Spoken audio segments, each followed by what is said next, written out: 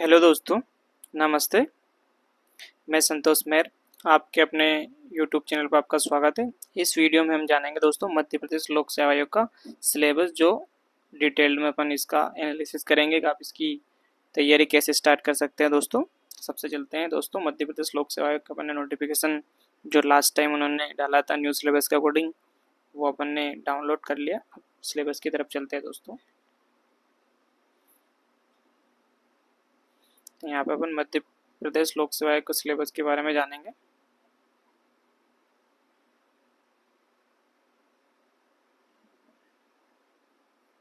क्या दोस्तों, मध्य प्रदेश लोक सेवा आयोग के सिलेबस की डिटेल पूरा जानेंगे अपन, कैसे स्टार्ट कर सकते हैं, क्या क्या सिलेबस है और कौन कौन से अपन बुक्स प्रेफर कर सकते हैं दोस्तों।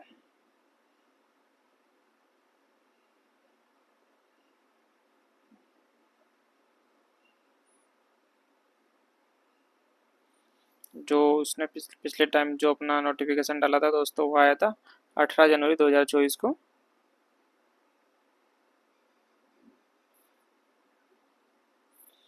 कब आया था दोस्तों? 18 जनवरी 2024 को ये।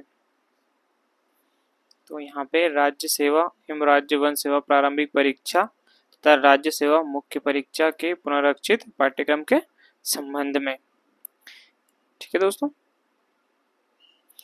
अब यहाँ पे दोस्तों एमपीपीएससी जो एग्जाम लेता है अपना, वो 3 चरणों में होता है दोस्तों। तो होता है प्री, कितने चरणों में होता है दोस्तों? 3 चरणों में होता है। प्री होता है, मुख्य परीक्षा होता है,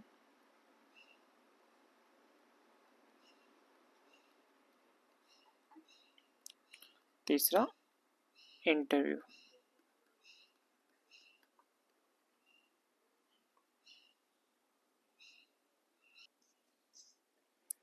क्या दोस्तों, एमपीपीएससी की परीक्षा होती है जो 3 चरणों में आयोजित की जाती है दोस्तों। कौन कौन से चरणों में? प्री, मुख्य परीक्षा और इंटरव्यू। अब चलते हैं आगे। यहाँ पे जो राज्य सेवा परीक्षा है, मध्य प्रदेश लोक सेवा आयोग की परीक्षा योजना पाठ्यक्रम राज्य सेवा परीक्षा 2024 से प्रभावशील, इसमें तो अपन सबसे पहले चलते हैं। राज्य सेवा परीक्षा के 3 क्रमिक चरण होते हैं दोस्तों। सबसे पहले तो जैसे कि इसमें होता है फर्स्ट, राज्य सेवा प्रारंभिक परीक्षा। कौन सा दोस्तों? राज्य सेवा प्रारंभिक परीक्षा। इसमें वस्तुनिष्ठ प्रकार के प्रश्न होते हैं जो ओएमआर शीट पर अपने को गोले भरने हैं दोस्तों। इसमें किस प्रकार का दोस्तों जो प्रारंभिक परीक्षा होती है, यह प्री एग्जाम होता है। इसमें वस्तुनिष्ठ प्रकार के प्रश्न होते हैं जो ओएमआर शीट पर अपने को ब्लैक पेन से गोले भरने होते हैं दोस्तों। और सेकंड होती है दोस्तों राज्य सेवा मुख्य परीक्षा। मुख्य परीक्षा होती है जिसमें लिखित वर्णनात्मक होता है दोस्तों। इसमें 6 पेपर होते हैं। कितने पेपर होते हैं दोस्तों? 6 पेपर होते हैं इसमें, जो लिखित वर्णनात्मक होती है। और तीसरा अपना होता है साक्षात्कार इंटरव्यू, जिसको अपन इंग्लिश में बोलते हैं इंटरव्यू। अब चलते हैं राज्य सेवा प्रारंभिक परीक्षा की ओर। इसका सिलेबस को देख लेते हैं। अब यहाँ पे जैसे कि प्रारंभिक परीक्षा में वस्तुनिष्ठ प्रकार के बहुविकल्पी प्रश्न होते हैं। 2 प्रश्न पत्र होंगे। प्रत्येक प्रश्न पत्र की रचना निम्नलिखित योजनानुसार होगी।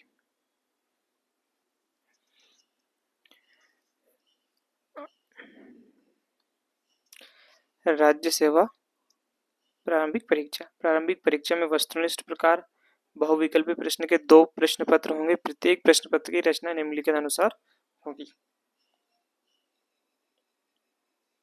क्या दोस्तों, जो प्रारंभिक परीक्षा होती है इसमें 2 प्रश्न होते हैं। जो प्रथम प्रश्न पत्र होता है वो अपना होता है सामान्य अध्ययन का। सामान्य अध्ययन मतलब जीके, जीएस, कंप्यूटर, ये चीजें। ये 2 घंटे का प्रश्न, 2 घंटे का पेपर होता है दोस्तों। ये 200 अंक होता है। इसमें होते हैं 100 क्वेश्चन और प्रत्येक प्रश्न होता है 2 अंक का, 2 मार्क्स का। कितने अंक का होता है दोस्तों? 2 मार्क्स का।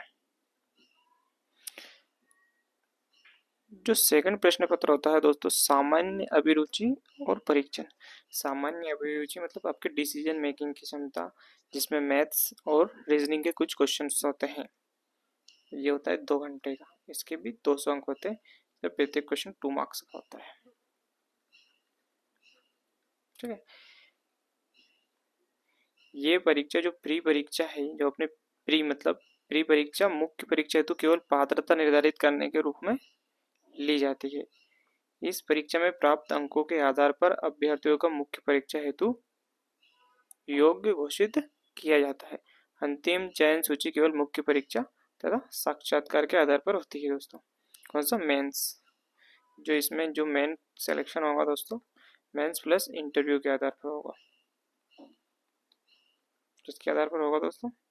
मेंस प्लस इंटरव्यू के आधार पर होगा। जो प्री परीक्षा है वो सिर्फ आपको मेंस के लिए ली जाती है, सिर्फ वो योग्य परीक्षा है कि आप मेंस दे रहे हो प्री को क्वालिफाई करके। ठीक है दोस्तों, इसमें जो दोनों पेपर होते हैं दोस्तों, अपने दोनों प्रश्न पत्र वस्तुनिष्ठ प्रकार बहुविकल्पी प्रश्न होंगे। प्रत्येक प्रश्न के लिए 4 संभावित उत्तर होंगे दोस्तों। इसमें कितने उत्तर होंगे? 4 ऑब्जेक्टिव टाइप होंगे दोस्तों, जिन्हें ए बी सी डी में समूहित किया गया है, जिनमें से एक उत्तर सही होगा।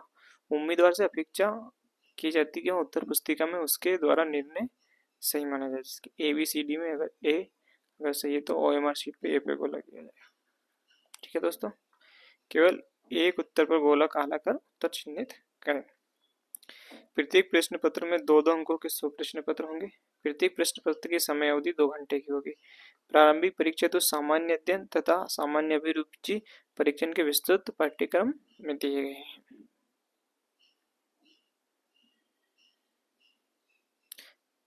प्रश्न पत्र दोस्तों हिंदी और इंग्लिश दोनों में होते हैं। द्वितीय प्रश्न पत्र के पाठ्यक्रम में संबंधित बिंदु क्रमांक 7 हिंदी भाषा में बोधगम्यता कौशल के प्रश्न सिर्फ हिंदी भाषा में होंगे। जैसे इंग्लिश मीडियम के तो जो बिंदु क्रमांक 7 में है वो हिंदी के प्रश्न होंगे, इंग्लिश मीडियम वालों के लिए भी। प्रारंभिक परीक्षा उपरांत परीक्षा में पूछे गए प्रश्न और उसके मॉडल उत्तरों की प्रावधिक उत्तर कुंजी तैयार कर वेबसाइट पर अपलोड की जाती है दोस्तों।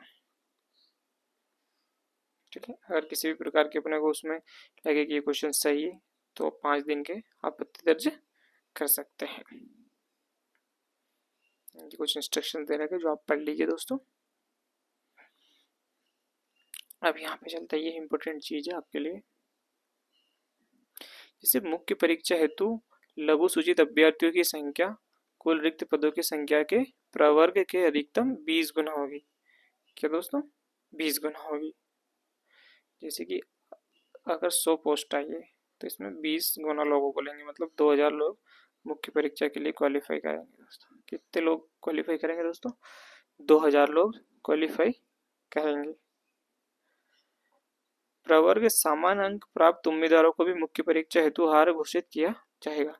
केवल वे ही उम्मीदवार जिन्हें आयोग ने संबंधित विज्ञापन के अधीन प्रारंभिक परीक्षा में हार घोषित किया है मुख्य परीक्षा में प्रवेश पाने के लिए पात्र होंगे। मुख्य परीक्षा की पात्रता अनारक्षित श्रेणी के उम्मीदवारों को प्रारंभिक परीक्षा के प्रत्येक प्रश्न में न्यूनतम 40 अंक प्राप्त करने होंगे। इसी प्रकार महिला परीक्षार्थियों को प्रारंभिक परीक्षा के प्रत्येक प्रश्न पत्र में 40 अंक, अनुसूचित जनजाति अन्य पिछड़ा वर्गों को 30%। जैसे कि अगर 100 पोस्ट आई है तो 20 गुना लोगों को लेंगे 2000, जिनके सेम अंक होंगे तो उनको भी ले सकते हो। तो ये समथिंग 2200 2300 हो सकते हैं दोस्तों। ठीक है फ्रेंड्स,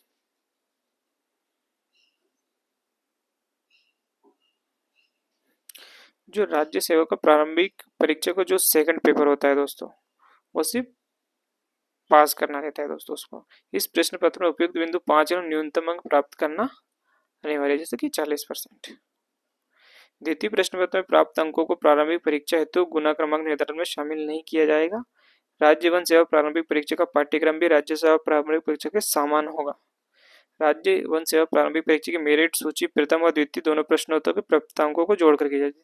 जैसे कि अगर वन सेवा के लिए जाओगे आप फॉरेस्ट के लिए, इसमें जो प्री के जो पेपर होंगे दोस्तों, प्री में पहला और दूसरा पेपर, दोनों पेपर को क्वालिफाई करना है दोस्तों।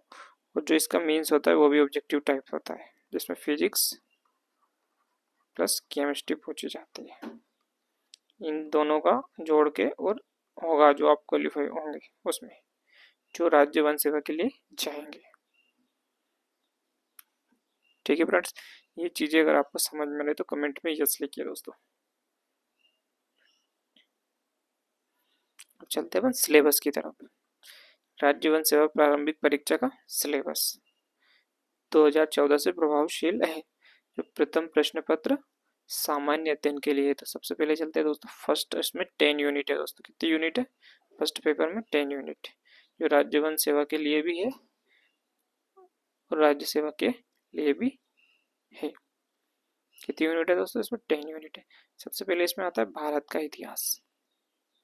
भारत के इतिहास के जैसे कुछ टॉपिक्स दिए गए हैं यहाँ पे, कि संकल्पना एवं विचार, प्राचीन भारतीय ज्ञान परंपरा, भारतवर्ष, वेद, उपनिषद, आरण्य, ब्राह्मण ग्रंथ, षडदर्शन, स्मृतियां, रित, सभा, समिति, गणतंत्र, वर्षाश्रम, पुरुषार्थ, रण, संस्कार, पंच महायज्ञ, यज्ञ, कर्म का सिद्धांत, बौद्धित्व, तीर्थकार। ये जो सिलेबस में दिया है दोस्तों, इस चीज को पढ़ लीजिए थोड़ा। तो जो ये टॉपिक्स दे रहा है, इन्हीं टॉपिक्स अगर क्लियर कर लिया तो आपका आराम से 70-80 क्वेश्चन आराम से सही हो सकते हैं दोस्तों। कंटिन्यू इन्हीं की प्रैक्टिस कीजिए आप। जो ये टॉपिक्स दे रखे हैं, लूसेंट ले लीजिए सबसे पहले तो अपन इतिहास के लिए नॉर्मल लूसेंट से ये टॉपिक्स सारे कवर हो जाएंगे दोस्तों, ठीक है। जो भारतीय संस्कृति विरासत में कला, साहित्य, पर्व, उत्सव और करंट अफेयर्स अपना करते रहिए कंटिन्यू। स्वतंत्रता संग्राम में भारतीय राष्ट्रीय आंदोलन, स्वतंत्रता के पश्चात भारत का एकीकरण कैसे हुआ, पुनर्गठन, इस टाइप से। फिर चलते जो अपना सेकंड टॉपिक है दोस्तों, इसमें है मध्य प्रदेश का इतिहास, संस्कृति और साहित्य। इससे मध्य प्रदेश में इतिहास में कौन कौन सी घटनाएं हुई, कौन कौन से राजा अपने एमपी में रहे, स्वतंत्र आंदोलन मध्य प्रदेश में कला और स्थापत्य, मध्य प्रदेश की जनजातियां और उनकी बोलियां, मध्य प्रदेश के त्योहार, लोक संगीत, लोक कलाएं, लोक साहित्य, मध्य प्रदेश के साहित्यकार, उनकी कृतियां, प्रमुख धार्मिक, सांस्कृतिक, पुरातात्विक पर्यटन स्थल, मध्य प्रदेश की विश्व धरोहर स्थल, प्रमुख जनजातियां, इस टाइप से। फिर आता है अपना भारत का भूगोल। भारत के भूगोल में पर्वत, पहाड़, नदियां, झरने, जलवायु, प्राकृतिक संसाधन, वन, खनिज, जल, प्रमुख फसलें पढ़ लीजिए जो भारत में होती है, हरित क्रांति, दूध क्रांति, ऊर्जा के पारंपरिक और गैर पारंपरिक स्रोत, भारत में प्राकृतिक खतरे और आपदाएं, जनसंख्या वितरण, ग्रामीण एवं नगरीय जनसंख्या पढ़ लीजिए।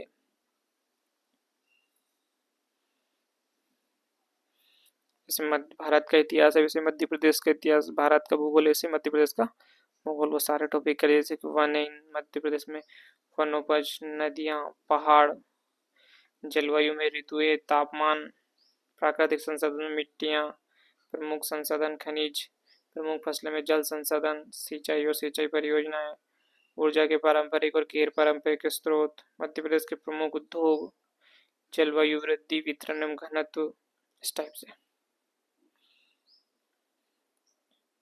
जो अपना यूनिट नंबर 5 है, भारत एवं मध्य प्रदेश की संवैधानिक व्यवस्था। संविधान में कौन कौन से टॉपिक्स दिए गए उनके बारे में। संविधान सभा, संघीय कार्यपालिका, राष्ट्रपति एवं संसद, सर्वोच्च न्यायालय एवं न्यायिक व्यवस्था, संविधान में संशोधन। इस प्रकार की मध्य प्रदेश में त्रिस्तरीय पंचायती राज व्यवस्था, मध्य प्रदेश में सुशासन, इस टाइप्स के।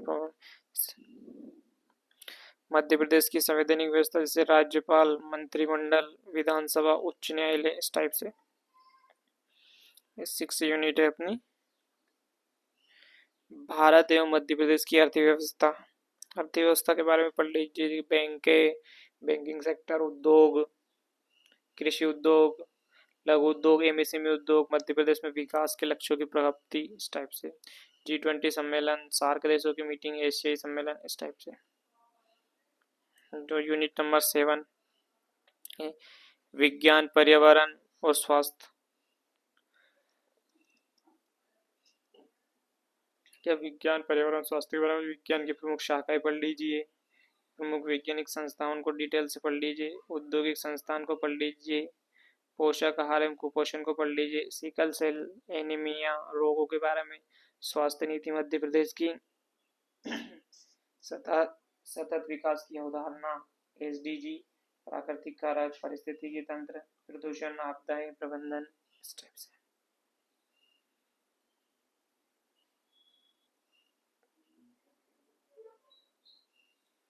जो यूनिट नंबर 8 है अपना अंतर्राष्ट्रीय, राष्ट्रीय एवं मध्य प्रदेश की समसामयिक घटना जैसे करंट अफेयर्स को डेली कंप्लीट करते हैं, या बाहर से यूट्यूब से इस टाइप से। और करंट अफेयर्स की न्यू सीरीज भी लॉन्च कर रहा हूँ दोस्तों यहाँ से, और डेली बेसिस पे या वीकली बेसिस पे करंट अफेयर्स अच्छा मिलेगा, जिसमें आपको एग्जाम में बहुत हेल्पफुल होगी दोस्तों। जैसे कि अंतर्राष्ट्रीय समसामयिक घटनाएं, अभी G20 सम्मेलन चल रहा है अपना, इस टाइप से। इटली में समसामयिक घटनाएं, मध्य प्रदेश की समसामयिक घटनाएं, इस टाइप से।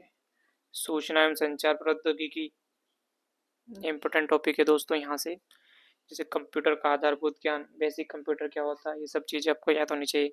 इलेक्ट्रॉनिक्स, सूचना संचार प्रौद्योगिकी, robotics, artificial intelligence, cyber securities, e governance, internet and social networking platforms.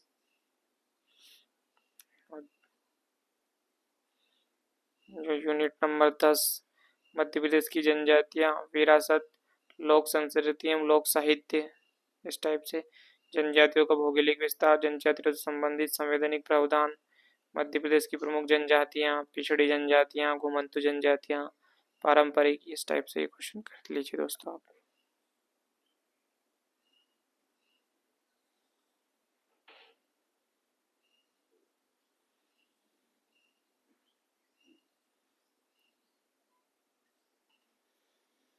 राज्य सेवा प्रारंभिक परीक्षा पाठ्यक्रम का पेपर सेकंड, सामान्य अभिरुचि में बोधगम्यता होती है, जीवन शैली, जीवन कैसे जीते हैं, संचार कौशल के बारे में, तार्किक कौशल, डिसीजन मेकिंग की क्षमता कैसे, इस प्रकार का क्वेश्चन पूछते हैं इसमें दोस्तों। सामान्य मानसिक योग्यता, एमपी मैथ्स के क्वेश्चन, रीजनिंग के क्वेश्चन इसमें आधारभूत संख्यन, चार्ट 10वीं कक्षा स्तर का होता है दोस्तों इसका लेवल। चार्ट ग्राफ, आंकड़ों की पर्याप्तता 10वीं कक्षा का स्तर, हिंदी भाषा में बोधगम्यता, ये सब 10वीं कक्षा के लेवल का होता है। यहाँ पे इंग्लिश में भी सिलेबस दिया गया है, जिनका इंग्लिश मीडियम वो ये सिलेबस चेक कर सकते हैं दोस्तों।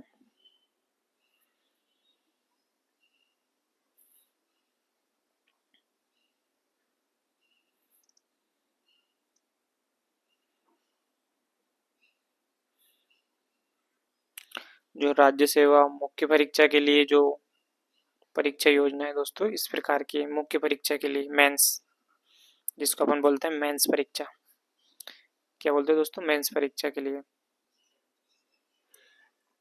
जो राज्य सेवा परीक्षा के निम्न से 6 वर्णनात्मक प्रश्न पत्र होते हैं। इसमें दोस्तों कितने 6 प्रश्न पत्र होते हैं। सभी प्रश्न पत्र देना अनिवार्य दोस्तों। इसमें 6 टाइप के प्रश्न पत्र होते हैं। सबसे पहला प्रश्न पत्र होता है दोस्तों अपना सामान्य अध्ययन, प्रथम प्रश्न पत्र होता है जिसमें इतिहास रहता है और भूगोल रहता है दोस्तों। जो सामान्य प्रश्न पत्र फर्स्ट होता है जिसमें हिस्ट्री रहता है और भूगोल रहता है। हिस्ट्री के अपने 150 नंबर के क्वेश्चंस रहते हैं उसमें, और भूगोल के 150 नंबर के क्वेश्चन थे। ये डिस्क्रिप्टिव टाइप का पेपर होता है, तो वर्णनात्मक और लिखित परीक्षा होती है। इसकी अवधि होती है दोस्तों 3 घंटे, और ये पेपर हिंदी और इंग्लिश में उपलब्ध होता है दोस्तों। और जब अपना सेकंड पेपर होता है दोस्तों सामान्य अध्ययन द्वितीय प्रश्न पत्र। सामान्य अध्ययन द्वितीय प्रश्न में राजनीतिक विज्ञान, राजनीति के बारे में, और समाजशास्त्र ये होता है। राजनीति विज्ञान 150 अंक का होता है, समाजशास्त्र भी अपना 150 अंक का होता है। इसमें रहते हैं दोस्तों 3 घंटे, और हिंदी और अंग्रेजी में उपलब्ध होता है ये पेपर भी। जो तीसरा पत्र होता है अपना सामान्य अध्ययन तृतीय प्रश्न पत्र, इसमें अर्थशास्त्र के बारे में, इकोनॉमिक्स, ये 150 अंक का होता है दोस्तों। और तकनीकी विज्ञान एवं जन स्वास्थ्य, ये भी 150 अंक का होता है दोस्तों। ये भी 3 घंटे का होता है, हिंदी एवं अंग्रेजी में उपलब्ध होता है। जो दोस्तों ए और बी पार्ट में उपलब्ध होता है। जैसे कि ए पार्ट, अगर ए पार्ट रहेगा तो 150 अंक के उसमें क्वेश्चन रहेंगे नंबर वाइज, और जो बी पार्ट रहेगा उसमें भूगोल रहेगा, इस टाइप से।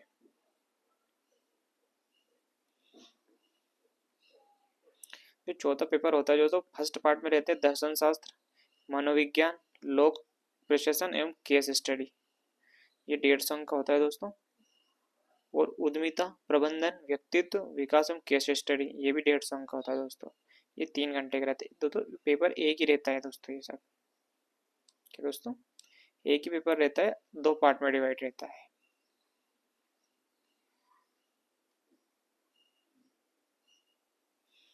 ये होता है हिंदी एवं अंग्रेजी में उपलब्ध होता है। जो 5वां प्रश्न पत्र होता है दोस्तों, पांचवा और छठा। पंचम प्रश्न पत्र रहता है सामान्य हिंदी व्याकरण का, हिंदी के बारे में रहता है दोस्तों, इसमें जो 200 अंक का होता है दोस्तों, और ये 2 घंटे का ही होता है। और जो छठा प्रश्न पत्र रहता है दोस्तों हिंदी निबंध प्रारूप लेखन का होता है, ये 100 अंक का होता है, ये 2.5 घंटे का होता है, ये भी हिंदी में होता है दोस्तों। ये पेपर बस पांचवा और छठा पेपर ओनली हिंदी में होता है दोस्तों, पांचवा और छठा पेपर ओनली हिंदी में रहता है। जो साक्षात्कार होता है दोस्तों अपना 185 अंक का होता है, और 1500 अंक के अपने पेपर, तो कुल मिला के कितना होगा 1685।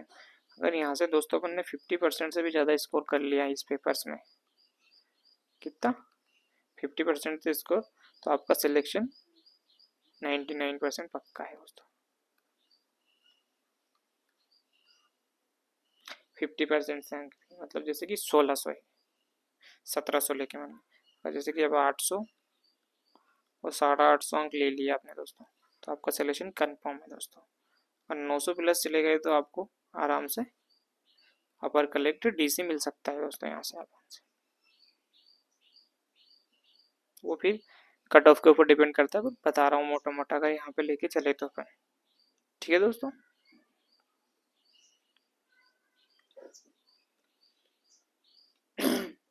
जो अपना पहला प्रश्न पत्र रहता है दोस्तों सामान्य अध्ययन, प्रथम प्रश्न पत्र, द्वितीय प्रश्न पत्र एवं तृतीय प्रश्न पत्र। क्या दोस्तों, पहला, दूसरा और तीसरा प्रश्न पत्र, जो फर्स्ट सेकंड थर्ड प्रश्न पत्र है ना दोस्तों, इसमें खंड आ और खंड बा में अभ्यर्थियों द्वारा केवल हिंदी अथवा अंग्रेजी भाषा में उत्तर लिखे जा सकते। फर्स्ट सेकंड और थर्ड में तीनों प्रारूप पत्रों में खंड ए तथा खंड बी में पूर्णांकों का वर्गीकरण किया गया है दोस्तों। जैसे कि अपन चलेंगे, जो प्रश्नों की संख्या रहेगी दोस्तों, अति लघु उत्तरीय प्रश्नों की संख्या रहेगी 15। पहला पेपर, दूसरा पेपर और तीसरा पेपर, तीनों प्रश्न पत्र में अति लघु उत्तरीय तीनों पेपर के, ठीक है दोस्तों। अति लघु उत्तरीय प्रश्नों की संख्या रहेगी 15। प्रत्येक अंक के लिए 2 अंक निर्धारित किए गए, और अधिकतम शब्द सीमा इसमें 20। ये कितने नंबर हो गए अपन, 30 के। ये पार्ट ए की बात हो रही है, मतलब प्रत्येक प्रश्न पत्र के पार्ट ए और बी में सेम कॉन्सेप्ट रहेगा, सेम टाइप से रहेगा। जैसे पार्ट ए में अति लघु उत्तरीय 15 रहेंगे हिस्ट्री में, और भूगोल में रहेंगे तो वो भी 15 रहेंगे, और लघु उत्तरीय प्रश्न रहेंगे अपने 10। उनके अधिकतम अंक रहेंगे 7 अंक प्रश्न पर प्रत्येक प्रश्न रहेगा, और उनकी शब्द सीमा रहेगी 60 शब्द, 16 वर्ड्स, और पूर्णांक रहेंगे 70, ठीक है। और दीर्घ उत्तरीय प्रश्न पत्र रहेंगे अपने 5 प्रश्न पत्र रहेंगे, 10 अंक का प्रत्येक प्रश्न रहेगा, रहेंगे 200 अंक के। अधिकतम शब्द सीमा रहेगी 200 शब्द, रहेंगे 50 अंक के। 150 अंक हो गया पार्ट ए में। पार्ट बी में भी सेम 15, 10 और 5 इसी टाइप से प्रश्न रहेंगे फर्स्ट सेकंड और थर्ड पेपर में। जो अपना चौथा पेपर है, चतुर्थ प्रश्न पत्र के दोनों खंडों ए तथा बी में केवल हिंदी अथवा अंग्रेजी भाषा में उत्तर लिखे जा सकते हैं। जो पेपर नंबर 4 होता है अपना प्रश्न पत्र दोनों खंड ए तथा बी में केवल हिंदी तथा अंग्रेजी भाषा में उत्तर लिखे जा सकते हैं। इस प्रश्न पत्र के प्रत्येक खंड ए तथा बी में पूर्णांकों का वर्गीकरण। चौथा प्रश्न पत्र, जो चौथा प्रश्न पत्र होता है जिसमें अति लघु उत्तरीय के 16 प्रश्न रहेंगे, प्रत्येक अंक 2 अंक का रहेगा, अधिकतम शब्द सीमा 20 और 32 नंबर के रहेंगे।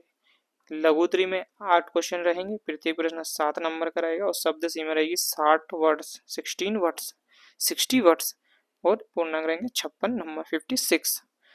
और जो तीसरा दीर्घ उत्तरीय रहेगा टाइप का, में 4 क्वेश्चन रहेंगे, प्रत्येक प्रश्न 11 नंबर का रहेगा, और अधिकतम शब्द 200 शब्द लिख सकते हैं, और इनके अंक रहेंगे 44।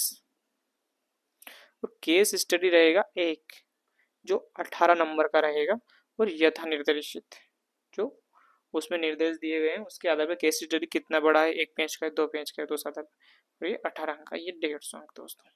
कौन सा प्रश्न पत्र, 4th प्रश्न पत्र। अब चलते हैं 5वें प्रश्न पत्र की ओर। पंचम प्रश्न पत्र सामान्य हिंदी, सामान्य व्याकरण, केवल हिंदी माध्यम में होगा। जो पांचवा प्रश्न पत्र होगा सिर्फ हिंदी में होगा और हिंदी में लिख सकते हैं उसमें अपन। इसका पूर्णांक 200 अंक का होगा और अंकों का विवरण पाठ्यक्रम में उल्लेखित प्रश्न पत्र का समय 2 घंटे होगा। जो छठा प्रश्न पत्र है अपना, तो पांचवा हो गया, ये छठा हो गया। छठा प्रश्न पत्र हिंदी निबंध एवं प्रारूप लेखन का है, केवल हिंदी माध्यम में ही होगा। प्रश्नों का विवरण निम्नानुसार होगा। इसमें फर्स्ट में एक निबंध रहेगा जिसकी अधिकतम शब्द सीमा 1000 वर्ड्स, ये 50 नंबर का रहेगा। द्वितीय निबंध रहेगा, वो भी एक ही क्वेश्चन रहेगा, उसकी शब्द सीमा है 500 वर्ड्स, ये 20 नंबर का रहेगा। तृतीय प्रश्न रहेगा, इसमें एक ही क्वेश्चन रहेगा, ये भी 500 वर्ड्स का रहेगा, पूर्णांक 15। ठीक है। और जो चौथा प्रतिवेदन रहेगा वो 250 शब्द में लिखना है अपने को, और उस 15 नंबर पे 100 नंबर कंप्लीट हो गए हैं। किसी किसी प्रश्न पत्र में उप प्रश्न भी हो सकते हैं। ठीक है दोस्तों।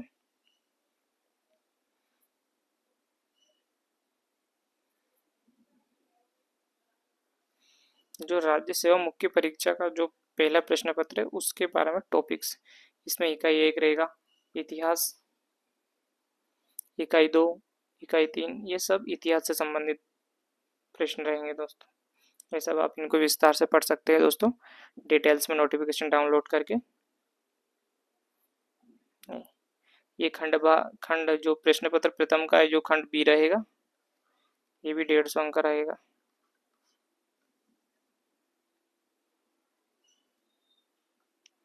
ये भी 150 अंक का रहता है दोस्तों, दो मिला के 300 अंक हो जाते हैं दोस्तों।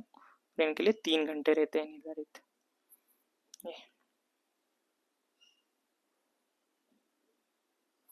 ये प्रश्न पत्र सेकंड है, ये भी 150 अंक का रहता है दोस्तों। पार्ट है, इसमें पढ़ लीजिए आप दोस्तों, सारे टॉपिक्स इसमें दिए गए हैं।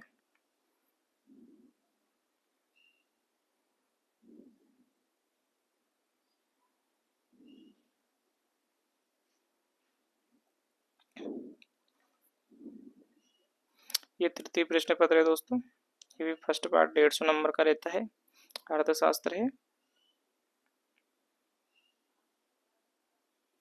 ये तीसरे प्रश्न पत्र का पार्ट बी है, ये भी 150 अंक का होता है दोस्तों। इसमें जो टॉपिक्स है, विज्ञान, तकनीकी एवं जन स्वास्थ्य।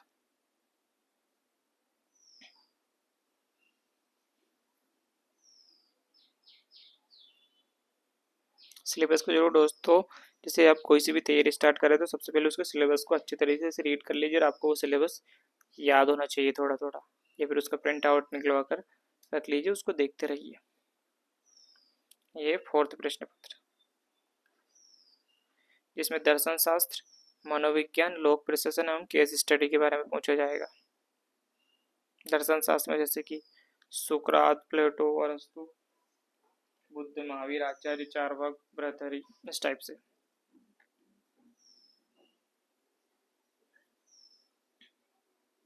ये चतुर्थ प्रश्न पत्र का पार्ट बी है, इसमें उद्यमिता, प्रबंधन, व्यक्तित्व विकास और केस स्टडी के बारे में पूछा जाएगा।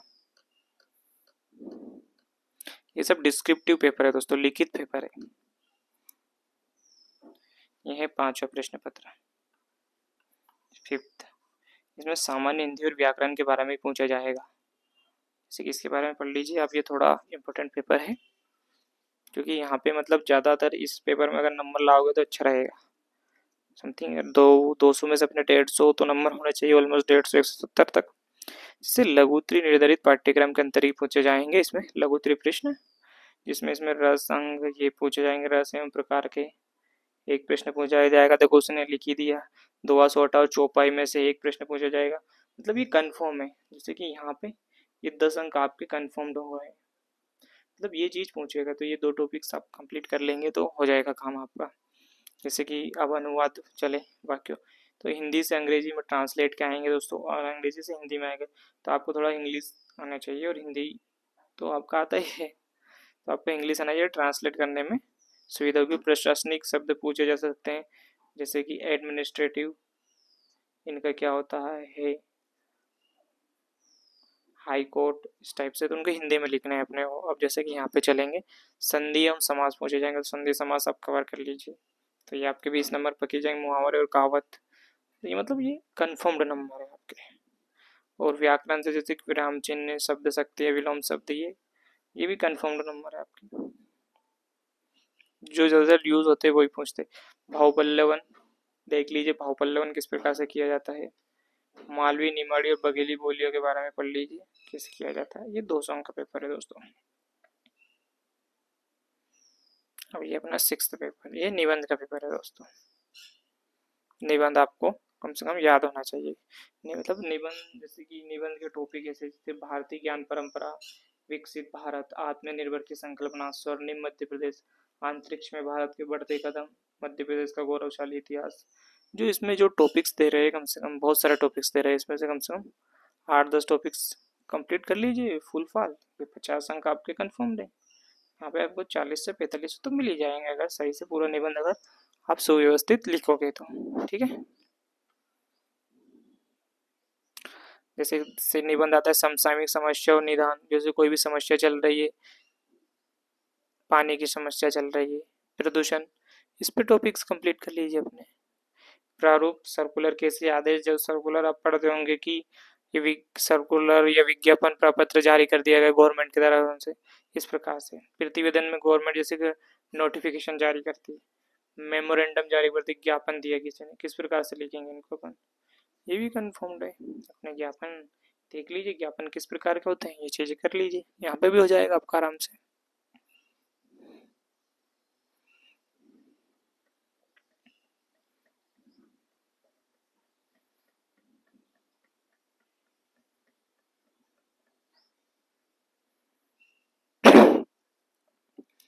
और दोस्तों सबसे महत्वपूर्ण बात है, जब आप कोई भी तैयारी स्टार्ट करें तो सबसे पहले उसके सिलेबस को एनालिसिस कीजिए दोस्तों, उसके ओल्ड पेपर को रीड करिए, उन्हें समझने की कोशिश कीजिए दोस्तों। क्योंकि जब तक आप अपने नींव को मजबूत नहीं करोगे, तब तक आप कोई भी तैयारी को महत्वपूर्ण या उसमें सफल नहीं हो सकते दोस्तों। तो सफलता का एक ही मात्र मंत्र है, नियमित तैयारी।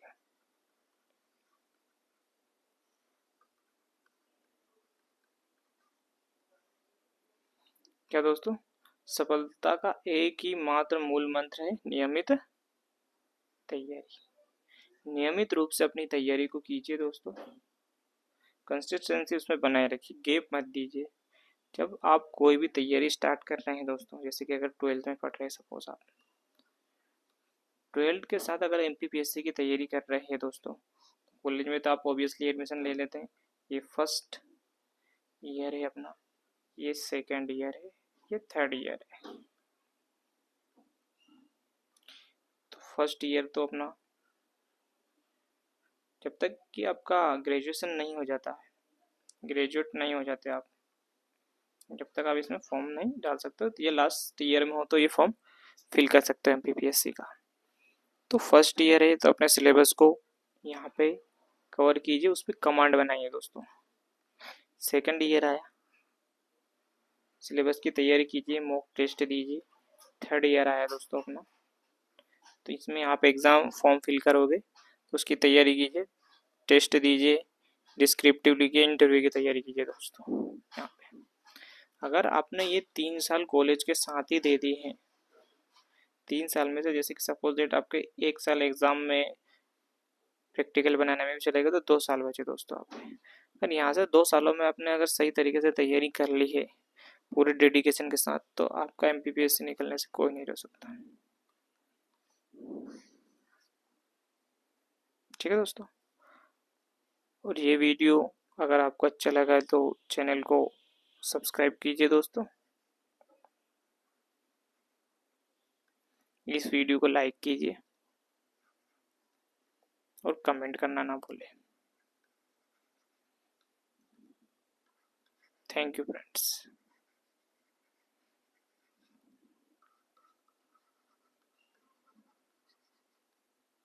अपनी पढ़ाई को नियमित रूप से करते रहिए थे।